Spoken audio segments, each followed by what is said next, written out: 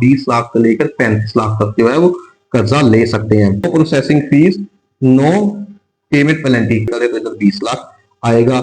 मुद्दत कितनी है? 20। नाज़रीन, मैं हूं आपका होस्ट अजीम अंसारी और आप देख रहे हैं हमारा यूट्यूब चैनल। अगर चैनल पर नए हैं तो जल्दी से चैनल को सब्सक्राइब करें और बेल आइकन को प्रेस करें ताकि आने वाली हर न्यू वीडियो का नोटिफिकेशन सबसे पहले आपकी स्क्रीन पे है। जैसा कि नाज़रीन आपको पता है कि हम जो है मेरा घर मेरा आशियाना स्कीम को डिस्कस कर रहे हैं। आज हम नेशनल बैंक को देखेंगे कि नेशनल बैंक के थ्रू अगर आप अप्लाई करते हैं मेरा घर मेरा आशियाना स्कीम को तो इसके लिए आपको कौन कौन से डॉक्यूमेंट्स चाहिए। तो इसमें हम जो है सबसे पहले प्रोडक्ट फीचर्स को जो है डिस्कस करते हैं। प्रोडक्ट फीचर्स तकरीबन सबके सेम नहीं होते लेकिन फिर भी डिस्कस करते हैं ताकि आपको किसी किस्म की परेशानी का सामना ना करना पड़े। बेसिक एलिजिबिलिटी क्राइटेरिया क्या है जी? Basic eligibility criteria first time home owner citizen of Pakistan holding CNIC, यानी कि आपके पास जो है वो पाकिस्तानी होने का प्रूफ होना चाहिए, आपके पास शनाख्ती कार्ड होना चाहिए।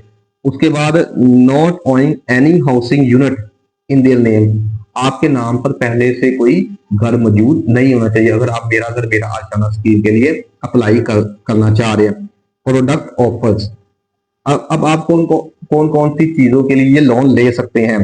Purchase of house and flat, आप घर और फ्लैट खरीदने के लिए ये लोन ले सकते हैं। Purchase of plot and construction thereon, आप जो है प्लॉट खरीदने के लिए और उसको कंस्ट्रक्शन करने के लिए लोन ले सकते हैं।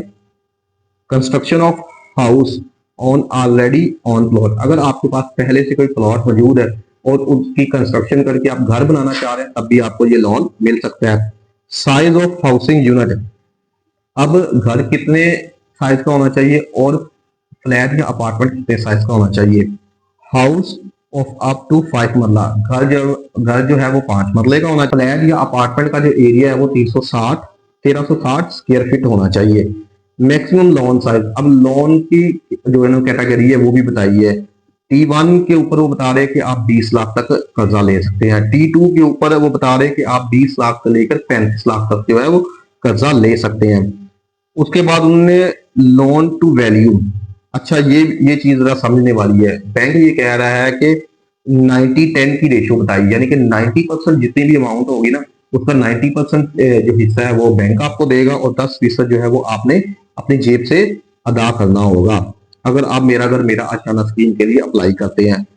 Customer and user fix pricing, अगर आप T1 के लिए यानी 20 लाख के लिए अप्लाई करते हैं तो आपको 5% मार्कअप पड़ेगा। अगर आप T2 यानी 20 से 35 लाख के लिए अप्लाई करते हैं तो आपको 8% मार्कअप पड़ेगा। Subsidy will be applicable for 10 years only, after that banks normal housing finance rate will be apply, पहले 10 साल के लिए आपको गवर्नमेंट सब्सिडी देगी और आप आखिरी जो 10 साल होंगे उसमें जो भी बैंक होगा उनके जो चार्जेस होते हैं वो आपको अप्लाई होंगे। वो क्या है वो भी कुछ नहीं उन्होंने बताए हुए। मैक्सिमम लोन टर्नओवर जो है, अच्छा ये कितनी किस्तों में आपने वापस करना है? 20 साल में आपने ये वापस करना है। सब्सिडी पहले 10 साल के लिए होगी। Bank charges, no processing fees, no payment penalty, कोई प्रोसेसिंग फीस नहीं है, कोई पेमेंट पेनल्टी नहीं है। अच्छा ये जी प्रोडक्ट एंड फीचर थी। अब हम जो है एप्लीकेशन फॉर्म पे जाते हैं। एप्लीकेशन फॉर्म पे जाते हैं जी, तो एप्लीकेशन फॉर्म जो है उर्दू में भी है इंग्लिश में भी है। अगर आप इंग्लिश को अच्छी तरह समझते हैं और इसको इंग्लिश में करना चाह रहे हैं तो आपके लिए इंग्लिश का फॉर्म भी मौजूद है। अगर आप उर्दू में करना चाह रहे हैं तो आपके पास उर्दू का फॉर्म भी मौजूद है। तो मैं इस वक्त सबसे पहले जो उर्दू के फॉर्म को क्लिक करता हूँ ताकि इजीली आपको समझा पाऊं। ये जी उर्दू का फॉर्म है, इसको आप डीपली देखें। क्या क्या चीजें चाहिए वो मैं आपको इसमें 1 by 1 बताता हूं। जी कर्जा लेने का मकसद, सबसे पहले तो उन्होंने बताया जी कर्जा लेने का आपका मकसद क्या है। ये 3 कॉलम है, मकान, अपार्टमेंट, फ्लैट की खरीदारी।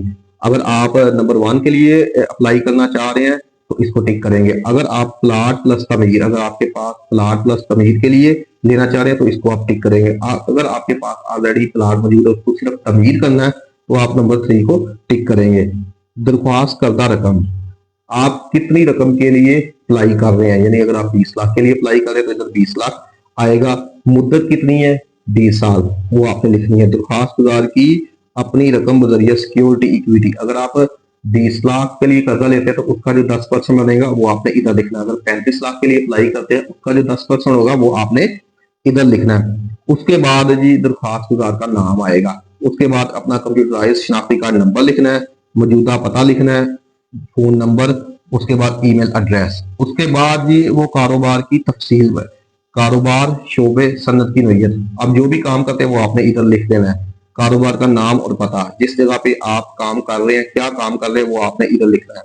कारोबार, कारोबार में फीसद हिस्सा, अगर आप कोई कारोबार कर रहे हैं उसमें आपका शेयर कितना है ये आपने लिखना है। क्याम की तारीख, कारोबार का एनटीएन, यानी आपके पास अगर आपको बिजनेस कर रहे हैं तो आपके पास उसका एनटीएन नंबर होना चाहिए। सालाना फरोख्त की रकम, कारोबार की मुद्दत, ये कारोबार के लिहाज से जो भी आप कर रहे हैं। कारोबार की नोयत निशान लगाएं, शरारती कारोबार है, जाती मलकियत है या दीगर है, जो भी है वो आप करें। दफ्तर की इमारत निशान लगाए, जाती मलकियत है, किराए का है। यानी अगर आपको ये जो पूछने हैं कारोबारी हजरात के लिए, ठीक है।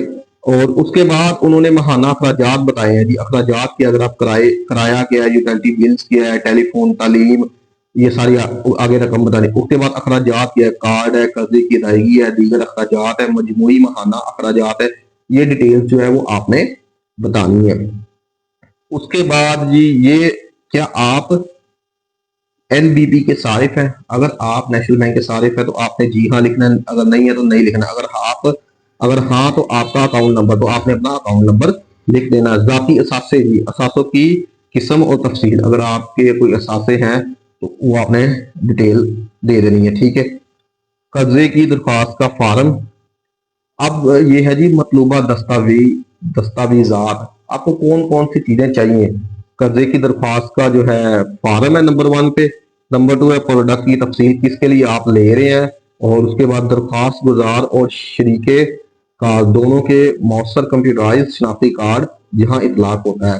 अगर आप अकेले ले रहे हैं तो आपका शनाख्ती कार्ड लगेगा, अगर आप 2 बंदे ले रहे हैं तो दोनों का लगेगा। दरख्वास्त गुजार और शरीके कार की 2 पासपोर्ट साइज संगीन तस्वीर, अगर आप अकेले ही ले रहे हैं तो आपकी जो है कंप्यूटराइज जो है वो तस्वीर लगेगी। अगर आप